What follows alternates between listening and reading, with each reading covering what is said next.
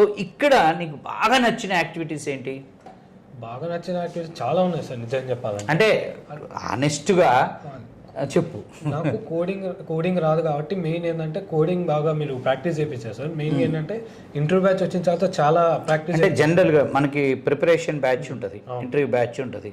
ఇప్పుడు రోజు మీరు టైంకు 8:30 లాగిన్, లాగౌట్ 6:30 ఉంటుంది. సో ఈ ప్రాసెస్లో నీకు బాగా మంచిగా అనిపించేది ఏంటి? నాకు మంచిగా అనిపించేది అంటే మెయిన్ ఒకటి ఏంటంటే కోడింగ్ సార్ బాగా అనిపించేది. అంటే మార్నింగ్ అంటే నేనే అడుగుతాను, 8:30కి రావాలంటావు. జనరల్గా 8:30కి రావాలంటే కష్టమే, ఇప్పుడు నాకు కూడా కష్టమే. సో మరి 8:30కి రావాలి అన్నప్పుడు మేము 8:45 వరకు ఆగుతాం.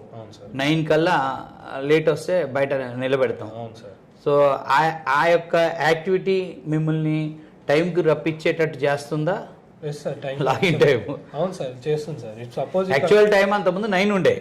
9 అంటే 9:30 10 అవుతుందని చెప్పి 8:30 పెట్టాం. 8:30 అంటే 9 అయిద్దని. అవును సార్. సో 8:30 నుంచి వస్తున్నారు, 9 దాటనీయం. 9 దాటితే క్లాస్ పడుతుంది.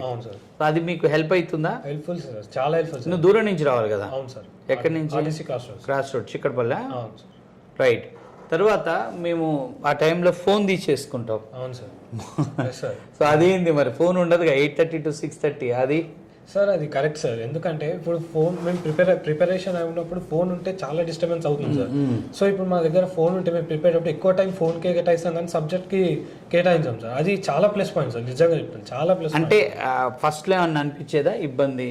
ఫస్ట్ నాకే ఫ్రాంక్గా చెప్తున్నాను సార్, నాకైతే ఏమీ అనిపించలేదు సార్. అది కరెక్ట్ అనిపించింది సార్ నాకు. అదే ఫస్ట్ అంటే ఇప్పుడు మనకు కూడా నేను ఆశ్చర్యపోయేది ఏంటంటే మనకి ఇప్పుడు మన స్టాఫ్కి మన వాళ్ళకి ఫోన్స్ వస్తాయి.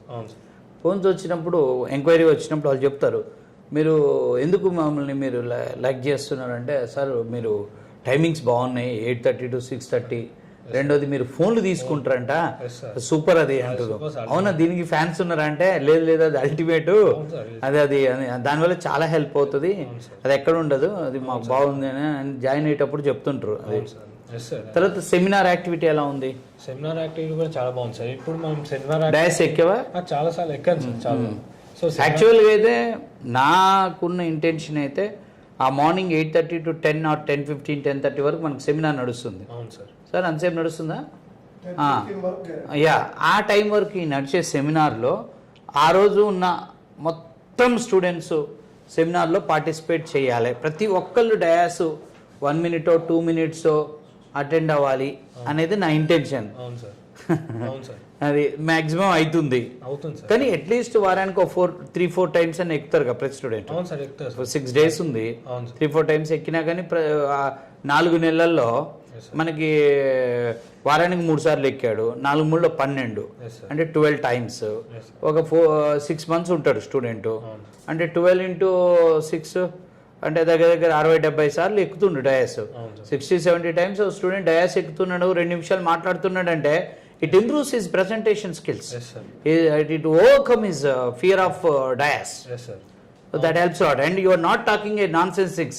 On dais you are talking the subject what you prepared yesterday. నేను ఏం చదివావో దాన్ని ప్రజెంట్ చేస్తున్నావు. ఈ 60-70 మంది ఆ రోజు ప్రజెంట్ చేసినప్పుడు 60-70 టాపిక్స్ రొటేట్ అవుతుంటాయి. సైమల్టేనియస్గా స్టూడెంట్ ఖాళీగా ఉండకూడదని ఆ టైంలో ఎగ్జామ్ పెడుతున్నాం.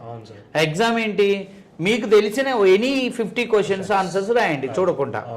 సో అది బాగుందా? సెల్ఫ్ ఎగ్జామ్ బాగుంది సార్. అది కూడా అది తర్వాత మనకి live class, day plan, mock interview, ఇవన్నీ. మాక్ ఎలా ఉంది?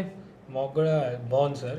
మాక్ చేస్తేనే ఇంకా మనకు ఇంటర్వ్యూలో ఫియర్ అనేది ఉండకుండా ఉంటుంది సార్.